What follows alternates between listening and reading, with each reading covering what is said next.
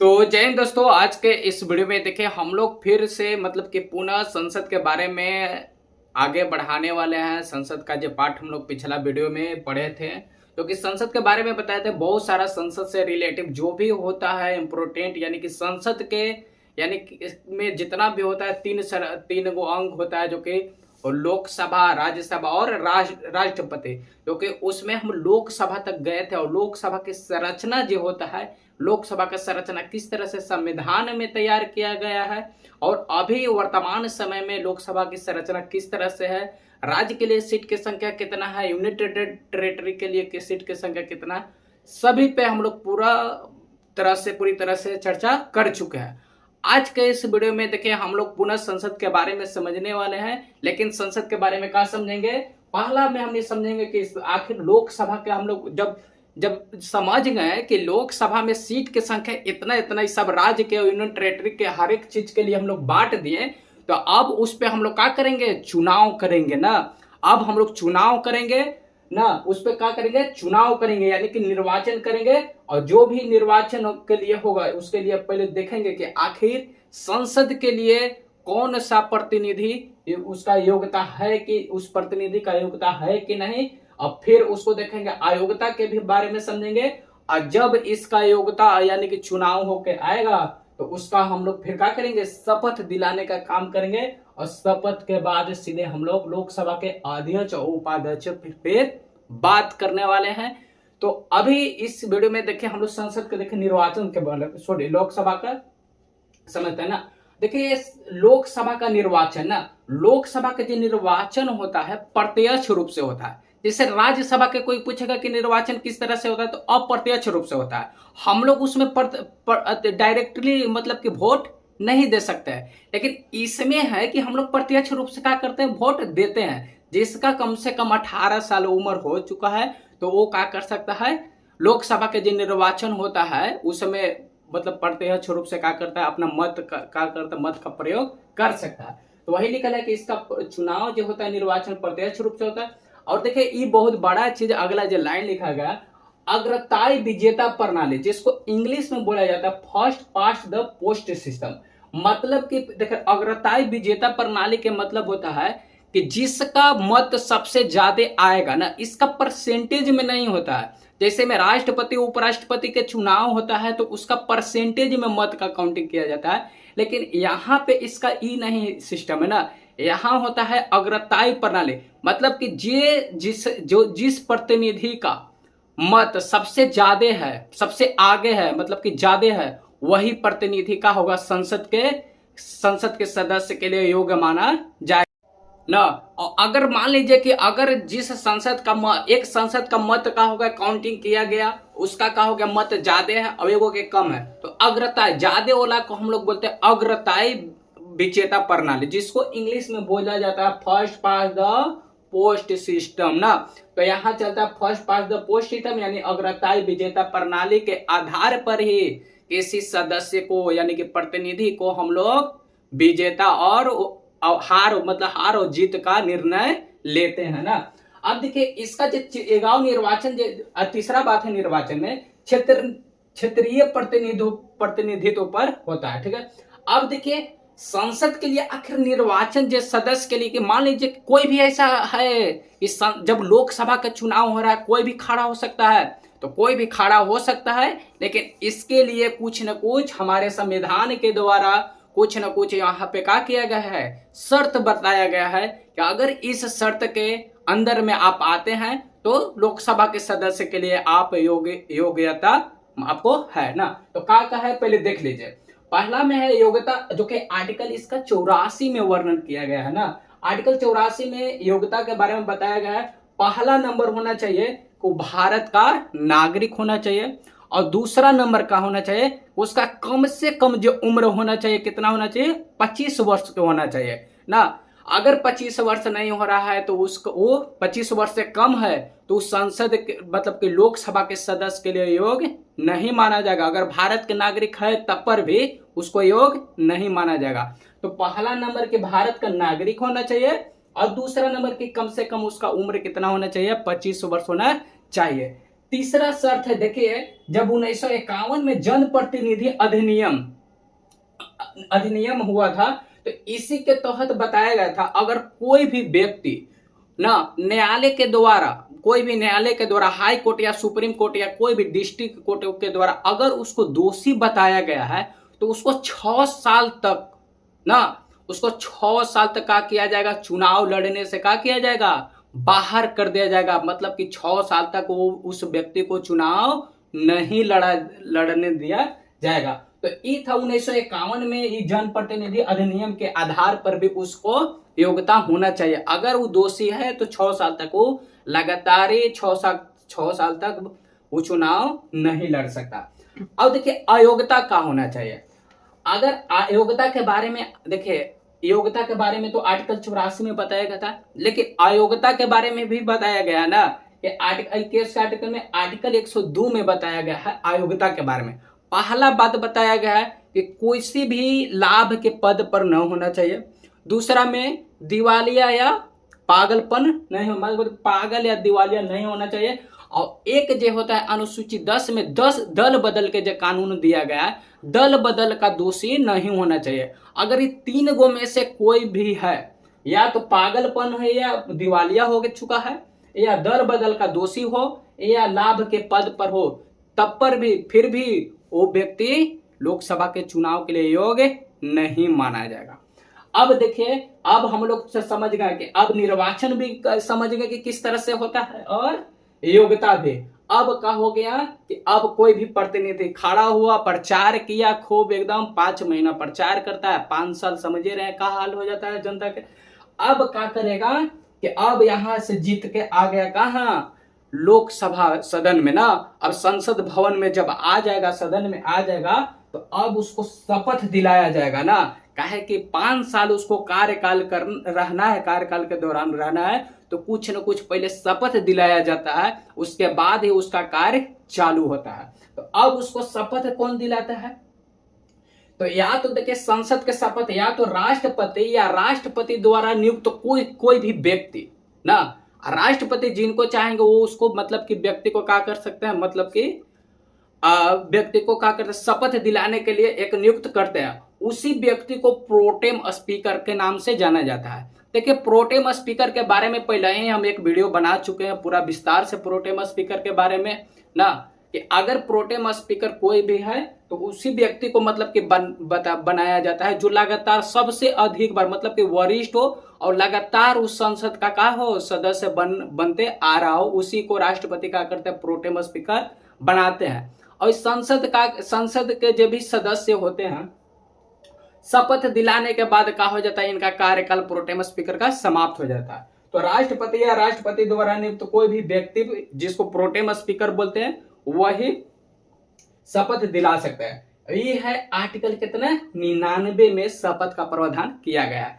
अब देखिए निर्वाचन भी हो गया, योग्यता भी हो गया, अब शपथ भी दिला दिया गया।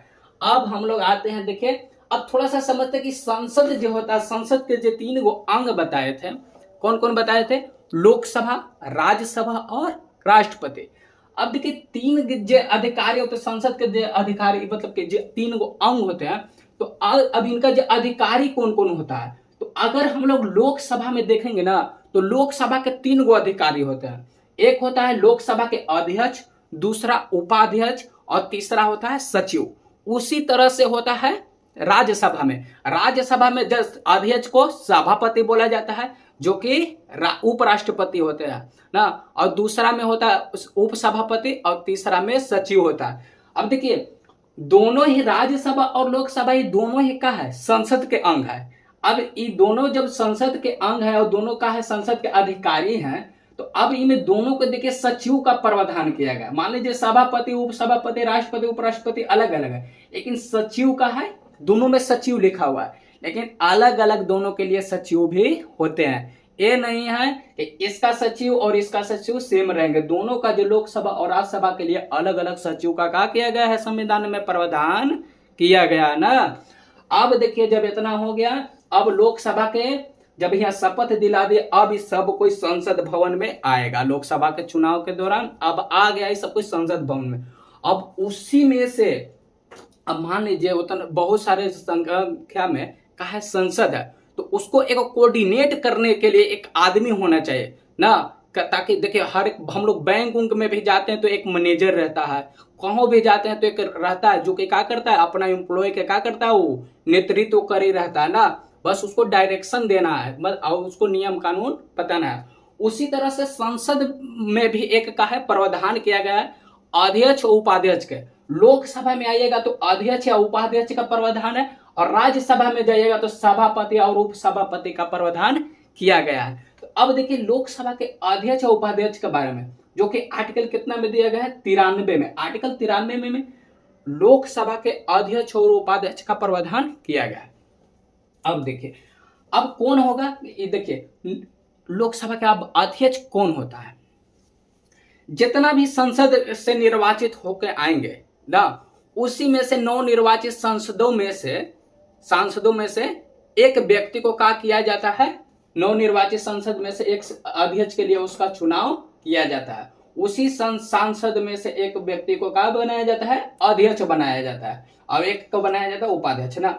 अब देखिए जो लोकसभा के अध्यक्ष के जो चुनाव होता है ना, उपाध्यक्ष के जो चुनाव होगा, तो इसका तिथि के निर्धारण कौन करेगा, इसका तिथि के जो निर्धारण करते हैं राष्ट्रपति करते हैं। राष्ट्रपति तय करते हैं कि संसद यानी कि लोकसभा के जो अध्यक्ष या उपाध्यक्ष का चुनाव किस दिन होगा, किस तिथि के होगा, इसका निर्धारण कौन करता है, राष्ट्रपति करता है। तो वही चीज लिखा है कि तिथि का निर्धारण राष्ट्रपति तय करता है।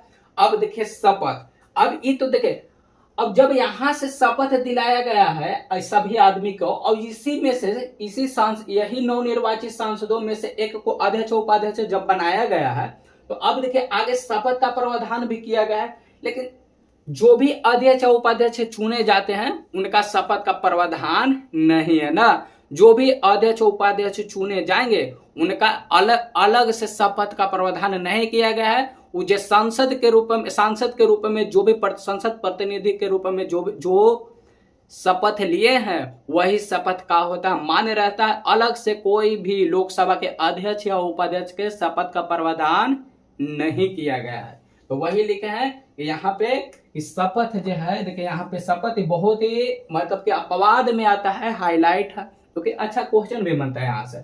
शपथ का प्रावधान नहीं है, संसद के रूप में जो शपथ लिए हैं वही शपथ का होता है, यहाँ पे वैलिड यानी कि मान्य रहता है। अब इनका भी देखिए कार्यकाल 5 साल के रहता है ना, ये नहीं है कि इनका कार्यकाल अलग से रहेगा। जैसे राज्यसभा के कार्यकाल ना, उसका अलग सदस्य के कार्यकाल 6 साल का रहता है ना, तो इसका भी कार्यकाल कितना साल का रहेगा, 5 साल का रहता है। त्याग पत्र यहाँ लिखा है, अगर अध्यक्ष चाहता है कि हम लोकसभा के अध्यक्ष के रूप से हम पद से क्या करना चाहते हैं, त्याग देना चाहते हैं पद को, तो ये अपना त्याग पत्र किसको देंगे, उपाध्यक्ष को देंगे। अध्यक्ष देता है त्याग पत्र उपाध्यक्ष को, उपाध्यक्ष देता है त्याग पत्र अध्यक्ष को ना। एक दूसरे को क्या करते हैं, अपना त्याग पत्र आदान प्रदान करते हैं ना। तो इनको अगर शपथ मतलब कि त्याग करना है यानी कि त्याग पत्र देना है, तो अध्यक्ष देगा उपाध्यक्ष को, उपाध्यक्ष देगा अध्यक्ष को। आगे निकल है पद से हटाया जाता है ना। अब देखिए कोई यहाँ इनको पद से हटाने का भी प्रावधान किया गया है ना। अभी वर्तमान समय में राहुल गांधी ने एक प्रस्ताव लाए थे लोकसभा में जो ओम बिरला हम लोग के जो स्पीकर हैं, लोकसभा के स्पीकर जो हैं, उनको हटाने के लिए एक प्रस्ताव लाया गया था, जो कि अब शायद खारिज हो गया है। अभी मामला पूरी तरह से मतलब रिजल्ट आया नहीं है, अभी तक जो वीडियो हम बना रहे हैं तब तक कोई भी मामला अभी पूरी तरह से सच्चाई आया नहीं, लेकिन प्रस्ताव विपक्ष पार्टी के द्वारा क्या किया गया था, लाया गया था ना। अब लाया गया था तो इसे इनको मतलब कि पद से क्या किया जाएगा, हटाया जाएगा। लेकिन कैसे हटाया जाएगा, किस तरह से, नियम कानून भी इसके लिए होगा। तो तत्कालिक संख्या के जो होगा ना, तत्काल में जो संख्या होगा वही प्रस्ताव से क्या किया जाएगा, इनको पद से हटाने का प्रावधान किया गया है। लेकिन पद से हटाने यानी प्रस्ताव लाने से पूर्व 14 दिन पूर्व इनको सूचना देना होगा कि हम आपके खिलाफ प्रस्ताव लोकसभा मतलब पेश करने वाले हैं, हम आपको सूचित कर देते हैं। ये कितना दिन पहले होना चाहिए, 14 दिन पूर्व सूचित करना चाहिए। किसको?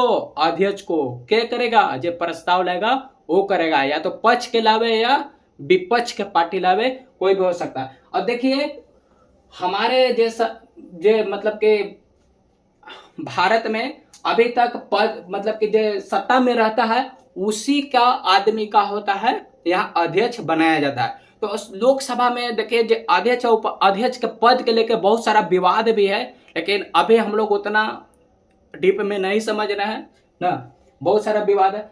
अब देखिए इनको जब इनके खिलाफ अगर प्रस्ताव लाया गया हटाने का, तो ये निर्णायक मत का प्रयोग नहीं करेंगे, प्रथम मत का प्रयोग करेंगे, लेकिन निर्णायक मत का प्रयोग नहीं करेंगे। अब निर्णायक मत क्या होता है? जब कोई भी प्रस्ताव पर अगर पक्ष और विपक्ष का मत का हो जाता है, बराबर हो जाता है, तो लोकसभा के स्पीकर क्या करते हैं? अपना निर्णायक मत का प्रयोग करते हैं, और जिस तरफ करेंगे उसी तरफ के क्या हो जाता है? विजेता, मतलब कि उसको प्रस्ताव पारित हो जाता है।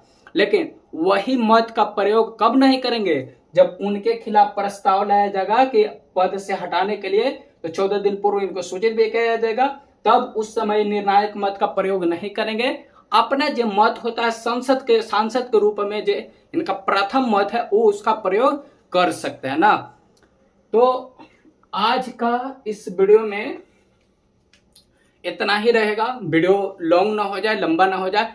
आगे के जो वीडियो होगा हम बताएंगे कि लोकसभा के जो अध्यक्ष उपाध्यक्ष का पावर का होता है, इसका शक्ति का होता है ना, तो शक्ति पर स्पेशल हम बनाएंगे। शक्ति पर आगे जो भी होगा संसद से ही रिलेटिव होगा।